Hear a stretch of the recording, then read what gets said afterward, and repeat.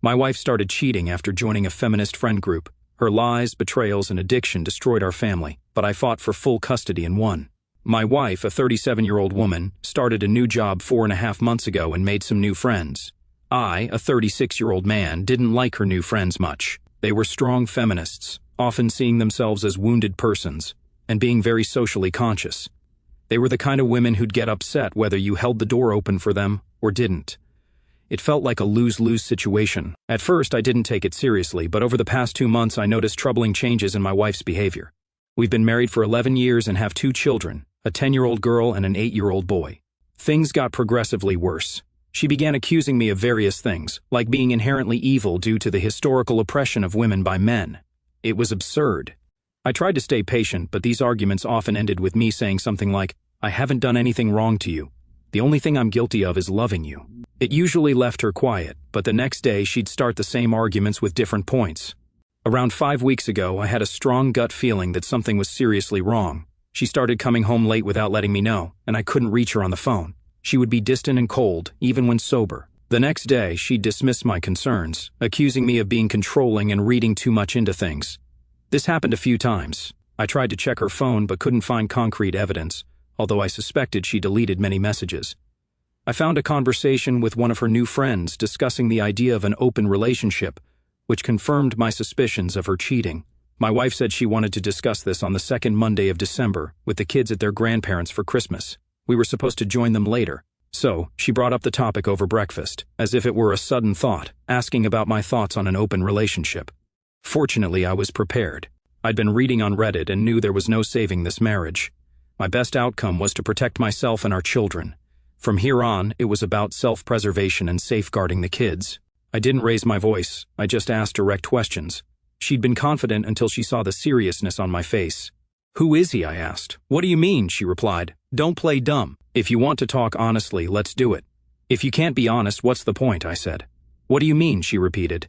"If you lie, we can't have this conversation about our relationship. I can tell you're hiding something, so who's the guy you're involved with?" I pressed. "I'm not," she said. "Don't lie. You've shattered my trust. Be honest or we divorce. No arguments, just divorce. Do you understand?" I stated firmly. "I understand," she said. She confessed to 2 one-night stands with married men, and then revealed she planned to sleep with a colleague from work.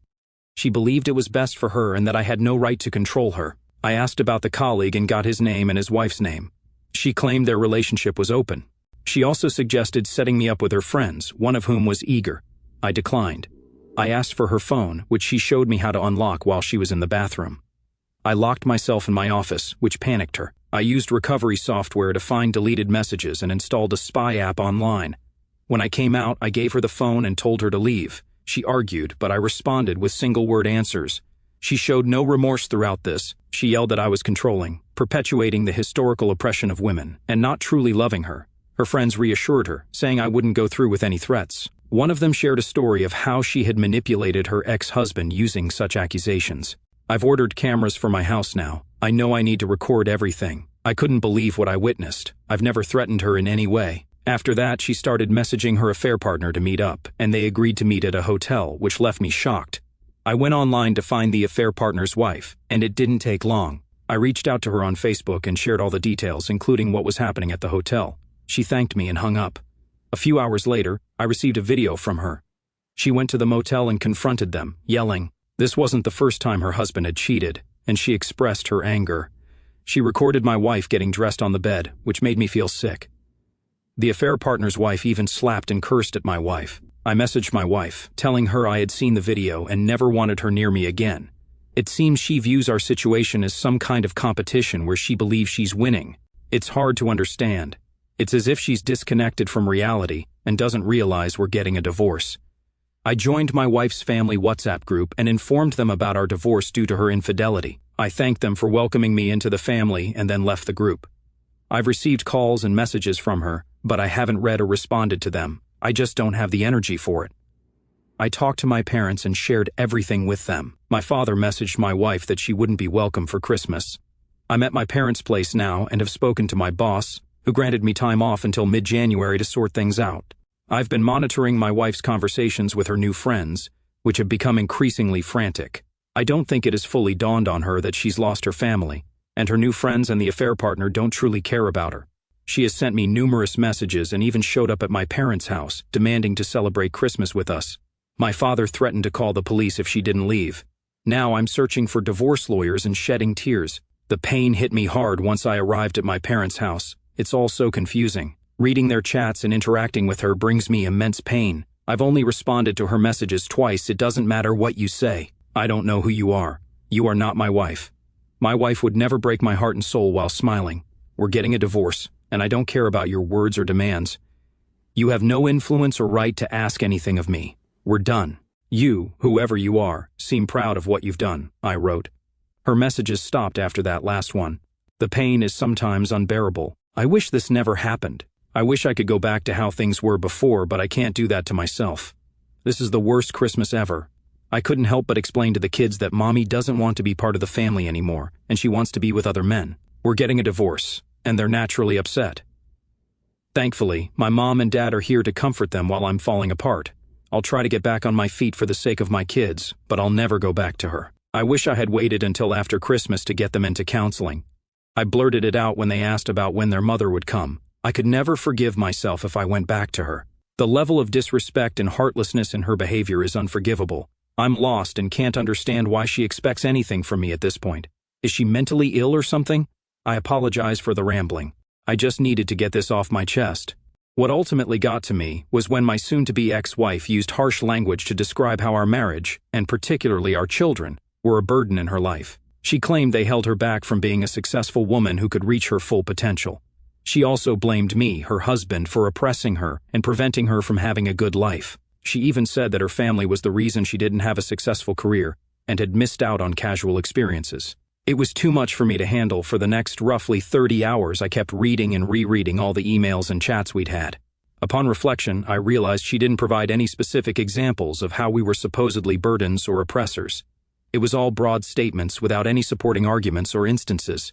In reality, I had never stopped her from pursuing anything. I financially supported almost everything, as her part-time job's minimum wage wouldn't cover much.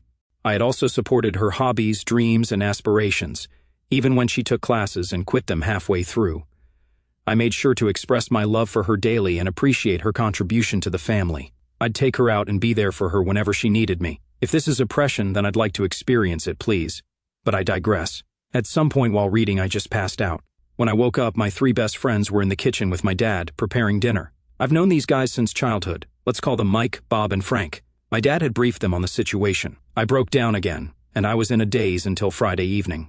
Mike is a military veteran who lost his left arm below the elbow. We supported him during his recovery when his wife left him. Fortunately, they didn't have any children, and Mike later adopted 2 kids and found a wonderful girlfriend. He set up a Zoom call with his counselor, who helped him during his recovery. His insights into my emotional state, even though he specialized in helping amputees, were incredibly helpful. He explained that a significant part of my identity and spiritual self was tied to my role as a husband, and now that part was dead. Similar to an amputee experiencing phantom pain in a missing limb. I would feel phantom pain from the dead part of my identity. We had extensive conversations, and I've been gradually improving since. Bob is an executive at a security company, but he's secretive about his job. I don't know what he does, but he's quite wealthy. Bob contacted a law firm connected to his company, and on Sunday morning, I talked to a lawyer I could never afford on my own. Bob, who had been bullied a lot in his youth, assured me not to worry about the legal bill, he would cover it. He was glad to finally repay me for standing up for him when he was bullied. Frank is a teacher at a private school and has 7 children. Yes, you read that right, 7. My kids adore him and his family. Frank has been ensuring my kids are well taken care of while I regain my footing and get everything in order. Yesterday was a very eventful day. It began with an early morning STD screening, which revealed that I had contracted chlamydia from my soon-to-be ex-wife. I'll need another screening in 6 months. My self-pity turned into pure anger upon learning this. I've decided it's time to go all out for full custody and to provide her with nothing if I can manage it. My lawyer managed to locate the ex-husband of my wife's feminist friend who bragged about how she had deceived him. It turned out to be relatively easy through court documents. Talking to him on WhatsApp, he expressed his gratitude and shared the horrors he had endured because of this woman. Now I have a better idea of what to expect from my soon-to-be ex-wife. It was sickening to hear about the experiences he had been through. I'm now ready for a battle after our conversation, preparing for a legal war. I was deeply saddened by his story, as he had been homeless and hadn't seen his kids for 4 years due to his ex-wife's lies. I understand that I'm at a disadvantage as a man in the court system, so I'll ensure I have a mountain of evidence. My lawyer suggested a preemptive move with a restraining order, given her negative and aggressive comments about males in general. Especially for the sake of our son, growing up in a household with a parent openly hostile toward males is undeniably damaging, which is why I'm pursuing full custody. I've informed my lawyer to proceed, and she's expecting to serve the restraining order today. I had a Zoom call with my soon-to-be ex-wife. Keep in mind that she hasn't reached out to me or anyone since the argument at my dad's house. It's clear she doesn't care about any of us. The call was incredibly strange. She had dolled up with a revealing outfit, trying to look her absolute best. I haven't seen her make such an effort in years. Throughout our conversation, she attempted to provoke me into an argument, but I managed to stay composed. My lawyer had given me guidance on what to discuss. It's considered positive if both parties make an effort for an amicable divorce before going for a contested one. I was recording the conversation, and I even referred to her as my soon-to-be ex-wife, which she lived up to. She started with a bizarre statement about different types of male anatomy, discussing how they change when erect or not. I couldn't believe she began a conversation with such a topic. Then she mentioned her excitement about the end of current restrictions to explore this further in person. I responded by saying I wasn't interested in her hobbies and that I wanted to focus on our divorce. Her hostility became evident when I didn't react as she had hoped. At one point, she claimed to be going to the bathroom and muted herself. I observed as she discussed what to do with me with her friends, cursing me solely because I'm a man several times during the call I had. A strange feeling that she treated this as a game where she was in control, and I had no choice but to go along with whatever she wanted. We made no progress on our divorce, so I concluded that we were heading for a contested divorce. By the way, I contracted chlamydia from you, and unlike you, I haven't been involved with anyone else. You should get yourself to a clinic, I said. She frowned at me, not believing my words. I have no idea what's going on with her, and at this point, I no longer care. I shared the recording with my lawyer, and she was quite surprised. Everyone thinks my wife's behavior is irrational, and perhaps it is. Since I own her phone in the subscription, I can use the chat logs in court. It's entirely legal for me to monitor my own device. After our call, there was a frantic discussion among her friends, but I no longer care about what they discuss. My lawyer is confident that we'll win this case unless there's something I haven't disclosed. So, here we are. It still hurts, but I can see it as phantom pain. I've stopped feeling sorry for myself and am now taking a proactive approach, no holds barred. I need to protect myself and my kids. I'm confident that my kids will be fine, and I'll ensure they get therapy as needed. My soon-to-be ex-wife will soon be a distant memory, and I'll start building a new and better life. Today, I found out that she was aware of the chlamydia infection and received treatment but didn't inform me. It's quite frustrating. First and foremost, I'd like to thank everyone for their feedback. Some people see me as strong or somehow winning in the situation, but I can see that my anger shines through. When I may seem defiant and confident, the truth is, I'm not. I wish this had never happened. I wish my family was still intact, and I had a simple, comfortable life ahead with my wife. No one is a winner here. As the kids grow and begin their own lives, my wife's behavior has left me no choice, and there's no turning back at this point. I desperately wish this situation hadn't been necessary. I can never trust her again, and every night I cry myself to sleep, both for my own loss and the fact that my children will grow up in a broken home. It's also heartbreaking that my children no longer have a functional relationship with their mother. How do you answer a child's question like, "Why doesn't mommy want to see me anymore? Doesn't she love me?" If anyone has an answer, please let me know because I certainly don't. Every day, I wake up and tell myself that my heart is already broken into so many pieces that it can't possibly break any further, only to be proven wrong daily. My wife still doesn't know that I can monitor her communications, or she doesn't care. She is 100% convinced that I will never leave her and that my reaction to her behavior is entirely unjustified. She continues to speak negatively about me, our marriage, and our children to her friends. I don't understand why she despises us so much. We haven't done any of the things she accuses us of doing to her friends. As I mentioned earlier, my lawyer obtained a temporary restraining order against her. There was a hearing yesterday morning, and since there were no new direct threats, it wasn't extended. My lawyer suggested using her knowingly infecting me with chlamydia as leverage to try to negotiate an uncontested divorce. I wish we could part ways through a reasonable process. I hate that I have to see her as an adversary and anticipate the worst possible outcome. If she wanted to leave me, I would have been able to accept it. Why is she pushing me into this highly adversarial process? Why does she seem determined to cause as much misery as possible to the people who once cared about her? What could she possibly gain from all this? I would appreciate any insights into this, as it just doesn't make sense to me. If we end up in court, I might have to pay her a lump sum for our house's equity, but I probably won't be responsible for alimony, since she doesn't show any interest in the kids. I'm hopeful about winning custody if it goes to court. My lawyer suggested we try to achieve an amicable divorce, and I agreed. We plan to meet with my soon-to-be ex-wife and her representative, hopefully this week. The ex-husband who was deceived by the dishonest person spent New Year's Eve with me and the kids.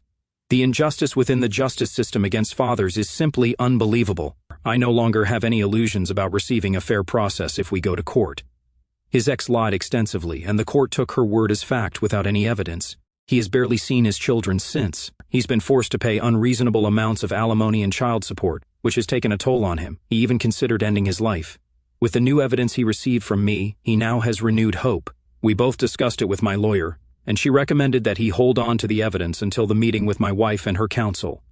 If he takes action now, it will reveal that we have access to their communications. My lawyer's primary goal is to facilitate our divorce as quickly and smoothly as possible. Right now, I simply hope I can distance myself from my soon-to-be ex-wife. If she decides to fight, it could drag on for a long time, and it's causing me a lot of stress. I just need to break free. Unfortunately, the bizarre situation continues. The meeting with my lawyer and my soon-to-be ex-wife took place yesterday afternoon, but she arrived 30 minutes late. Surprisingly, she didn't bring a lawyer and insisted she didn't have or need one. Instead, she brought one of her new acquaintances. My lawyer had given me strict instructions on how to conduct myself, emphasizing that I should avoid negative reactions. If they addressed me, I was to respond non-confrontationally or positively if possible. When my lawyer placed her hands flat on the table, I had to remain silent. However, they arrived late without wearing masks, and the acquaintance attempted to insult and provoke me in various ways, followed by my soon-to-be ex-wife joining in.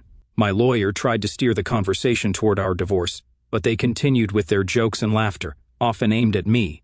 It was cringeworthy to witness. It's clear now that my wife still believes this is all a ploy, thinking there's no way I can divorce her. In her mind, only she can initiate a divorce, and she assumes she'll get everything she wants. I was left wondering what on earth was happening. I refrained from saying anything substantial and only responded a few times with non-committal statements like, "Yes, you're probably right," or "I really don't know." Finally, they seemed to lose their steam. My lawyer presented the proposed settlement for an amicable divorce, mentioning my willingness to be generous for a quick and peaceful resolution, including a substantial lump sum for equity in the house and investments. My soon-to-be ex-wife couldn't contain her excitement, and her friend encouraged her. They were eager to sign immediately. My lawyer, on the other hand, repeatedly suggested going over the rest of the agreement, but my soon-to-be ex-wife was adamant about signing right away, even discussing when she'd receive the money and their plans for the pub. My lawyer made a call, and a notary arrived, asking for our identification documents. We signed 2 copies, and the notary stamped them. My lawyer, almost figuratively standing on her head with excitement, thanked my soon-to-be ex-wife and her friend and informed them that we were done. They left, and my wife even forgot her copy of the agreement on the table. My lawyer signaled with flat hands not to say anything while they were in the building. Once we saw them leaving the parking lot, my lawyer congratulated me. She went on to describe how this had been the most peculiar session she had ever experienced for a negotiated divorce. She explained that my soon-to-be ex-wife's copy of the agreement would be sent to her after we had a hearing in front of the judge, or if she hired a lawyer who requested it. Until then, it would remain forgotten in my lawyer's drawer. So it seems, on the surface, that my divorce will be less challenging than initially anticipated. However, my soon-to-be ex-wife can still retain legal representation and contest it. My lawyer assured me she would do her best to expedite a hearing with a judge. It would likely be a video call. I also hired a private investigator after receiving advice on Reddit. He provided photos of my wife kissing 2 different men at different bars and going to a hotel with one of them. I have accumulated substantial evidence, and I hope it will suffice if needed. My wife signed to grant me full custody with a one-time payment and no spousal support. I just need to figure out the finances. I have a plan, and Bob offered to fund the entire amount if necessary. My lawyer advised me to keep a low profile, continue paying for everything as usual, and avoid stirring the pot in any way. I'm advised not to communicate with anyone we both know and to remain patient until the hearing. Yesterday was the hearing, and I'm essentially divorced. It will take 4 to 6 months for the paperwork to be officially processed, but the outcome is unlikely to change at this point. The only option for a reversal would be if both my wife and I decided to halt the process. I'm utterly exhausted and haven't slept in days. Please forgive me if I seem a bit scattered. I need to get this off my chest. Maybe I can finally get some sleep after sharing it. My exceptional lawyer secured an early hearing just 12 days after we filed the paperwork, probably by pulling some strings. But let me stay focused on the recent events from the weekend up until today. It's been chaos. On Friday morning, a group of police officers arrived at my doorstep with a search warrant for my house. I was bewildered and concerned for the kids, so I asked if I could take them outside while they conducted their search, which they agreed to. They didn't provide many details, but I managed to obtain a copy of the warrant. I was quite shaken and couldn't make much sense of it. It appears that the suspicions about my ex-wife's behavior being medication-related are partially correct. The police officers ended up ransacking my house. I contacted my lawyer, and she spoke to them, but since the warrant was valid, there was little we could do. It didn't occur to me then, but now I have surveillance cameras installed everywhere to protect against potential false accusations. I have video and audio recordings of everything. If I choose to, I might be able to file a claim later. However, I'm not sure if I have the energy or willingness to do so. Perhaps I'll put it behind me and move on. I didn't know at the time, but my ex and her 3 friends drove my car while intoxicated and crashed into a house at high speed. They were all arrested, all found to be intoxicated, and they had various medications in and on their bodies. They suffered injuries in the crash, with the passenger in critical condition, and there are doubts about her survival. The lead friend, whom I'll call Henrietta, is the one who bragged about deceiving her ex-husband, Jack. Jack and I have become good friends, and I'll get back to him. Fortunately, the police didn't find anything during their search. I provided a statement indicating that my ex no longer resides at my house. She lives with her parents. I'm uncertain about her current activities. No, I didn't give Henrietta permission to use my car. Upon returning to my house, I broke down. It was utterly devastated and in disarray. It was the final straw. The only thought that crossed my mind was to call my dad, who brought me and the kids to stay with my mom. My dad rallied a group of 26 friends and family members who cleaned and repaired my entire house while I sat on the back porch, emotionally drained, consuming my mom's comforting food. They restored everything from every room to clothes, dishes, furniture, even addressing minor issues like loose door handles. It's now the cleanest it has ever been. They went above and beyond for me, and I'm not sure how I can ever repay their kindness. Over the weekend, I shifted from despair to feeling much better, thanks to them. The cops discovered more medication at Henrietta's house, where her boyfriend wasn't present. There was no babysitter either, just the kids left unattended.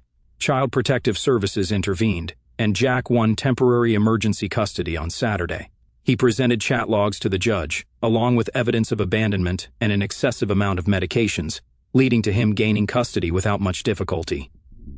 Jack is ecstatic. He had seen very little of his children over the past 5 years. He had been raising funds to fight Henrietta in court when this situation unfolded. To make the custody permanent, he still has to go through a court process, but the children are in good hands at this point. Many believe that Henrietta will face significant jail time if her critically injured friend doesn't survive. Afterward, Jack plans to pursue child support and compensation for Henrietta's actions, although he isn't overly optimistic about the latter. He mainly wants to be with his kids and ensure they have a good life.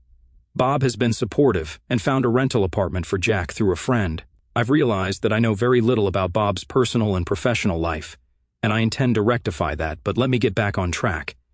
Henrietta was driving when they veered off the road and crashed into a house. They were all injured, and search warrants for drugs and medication were issued for everyone in the vehicle. My ex is still registered at my house, and on Sunday, I decided that I'm selling the house and moving away as soon as possible. I fear a similar incident could occur again. Last Sunday, her parents called me. They told me that their house was searched as well.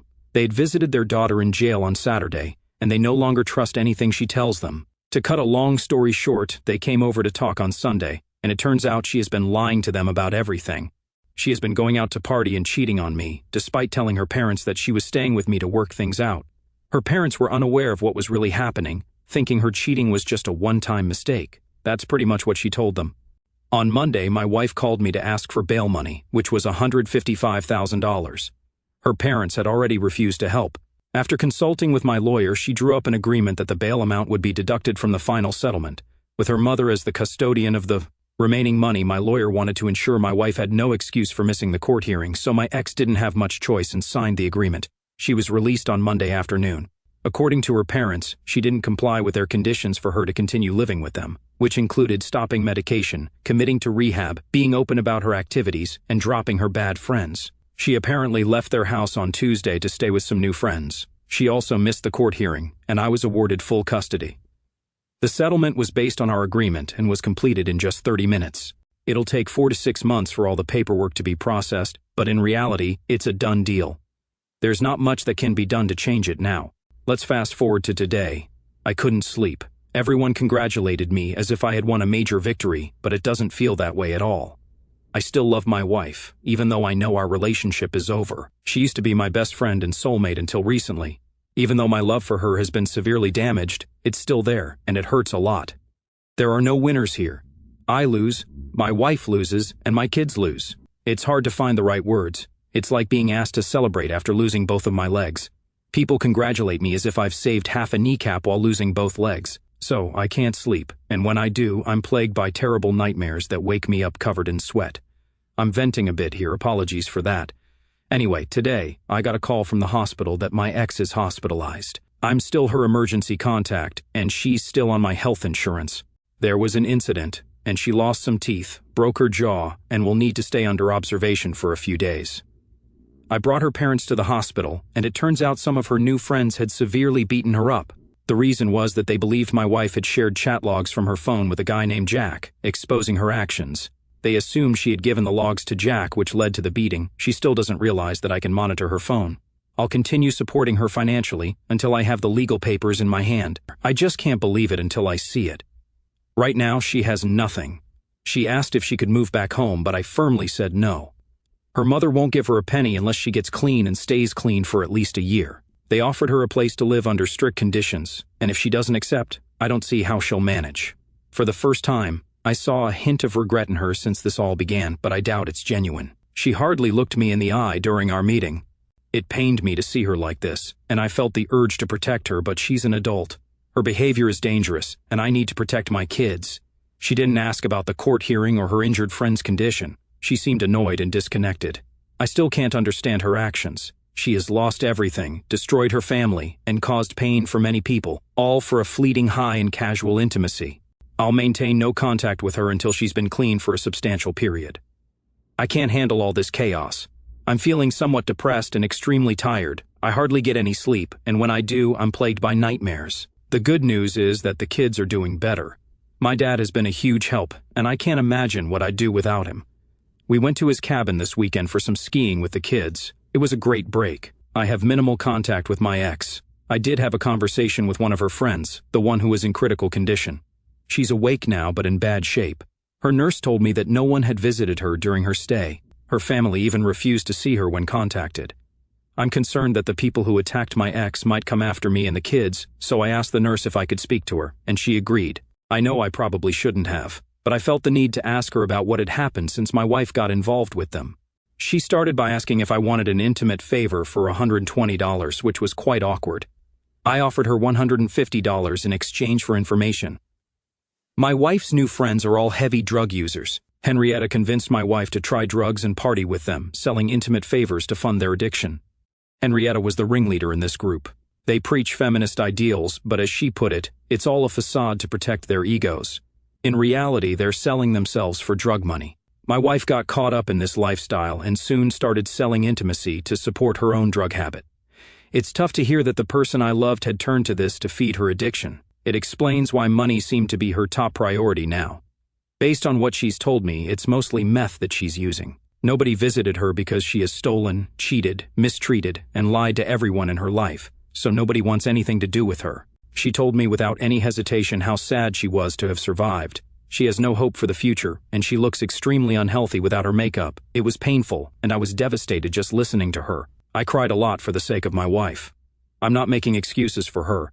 She chose to get involved in this damaging stuff, and now she'll have to face the consequences. I'll get back to the details about the guys who assaulted my ex-wife later. Henrietta is facing a list of charges, including making death threats, resisting arrest, possessing drugs, engaging in prostitution, trafficking drugs, neglect, driving under the influence, causing property damage, and stealing a vehicle. She's been denied bail due to the risk of her fleeing, and it's likely that she'll be in legal trouble for a while at least. I hope so. Before I continue, I want to express my gratitude to those of you who shared your experiences dealing with addiction. Many of you warned me that my ex might attempt self-harm now that things are closing in on her, and you were right. She tried to intentionally overdose. I had discussed this possibility with her father, so we decided to keep a close watch on her. Fortunately, she still doesn't know that I have real-time access to her phone. While we were at the cabin on Saturday, I received a message from her that sounded like a suicide note. She talked about her addiction, prostitution, letting everyone down, and how she felt like she had no other choice. I immediately called her father, and since I could monitor her location, he rushed out to find her unconscious on a park bench. She was taken to the hospital and treated. She was also severely hypothermic. I hate to think about what might have happened if he had arrived just a bit later. She's now on methadone. Her father has been appointed as her legal guardian. She can't object to treatment anymore. Her father had her forcibly admitted to a rehab center, and she will undergo a sedated detox. I'm not sure when, but probably this week. Her father's appointment is not solely due to her overdose, but because she abandoned her children, which apparently indicates she's not thinking rationally as she tries to end her life. That's the legal reasoning. Thankfully, I haven't canceled her life insurance yet, so she will receive treatment. I've offered to help with the financial side as long as my ex isn't aware that it's coming from me. I've been concerned that the men who assaulted my wife might come after me and the kids. Remember that Jack presented chat logs in court, which they believed my wife had given him. I talked to Jack about this, and he decided to take care of it since he benefited from the disclosure. I don't know if I mentioned this before, but Jack is a big, imposing guy. He went to the guy's apartment, which was a real dump, by the way. He confronted them and told them that Henrietta had provided him with the chat logs. Since they had abused someone he knew, they had a choice to make: go to the police and confess everything about the assault, or face the consequences right there, which would involve some painful and permanent injuries. As he described it to me, he made it clear that he hoped they would choose the first option. They apparently wasted no time heading to the police. Needless to say, I no longer worry about them. I found a new apartment and I'll be moving soon. Once again, Bob came through for me. All in all, I'm very downcast. This situation weighs heavily on my mind. What keeps me going is the support of my friends and family, and I know I need to stay strong for the kids. My heart aches for my ex despite everything. I don't regret marrying her. I still love her, but I realize we can never be together again. She's not the person she used to be, and there's too much pain between us. Despite all the recent hardships, we had a good life before that. I wouldn't have my children if it weren't for her, and I wouldn't trade them for anything. I know the pain will linger for a long time. Strangely enough, the news of my wife's addiction has made it easier for my kids to understand. It's simpler to explain that mommy is sick and that it will take time for her to get better, that she still loves them, and so on. Right now I'm feeling sad and tired. Jack is here with his kids, and we're going to watch Madagascar 3, I think. I'm trying to create as many positive memories as possible. Jack is doing the same, and his kids, along with mine, seem to be doing much better now. I believe we'll be okay. I believe my ex passed away from an overdose while in rehab. We're not sure how she got access to drugs, but she must have taken them while inside, and it seems something went terribly wrong. Substance addiction is a real issue, and it's truly heartbreaking. Seek support from your family if needed, and focus on taking care of your children. The current situation is distressing, but it will get better. Remember that your children need you more than ever, and your in-laws are going through even greater pain than you. Best of luck, and stay strong.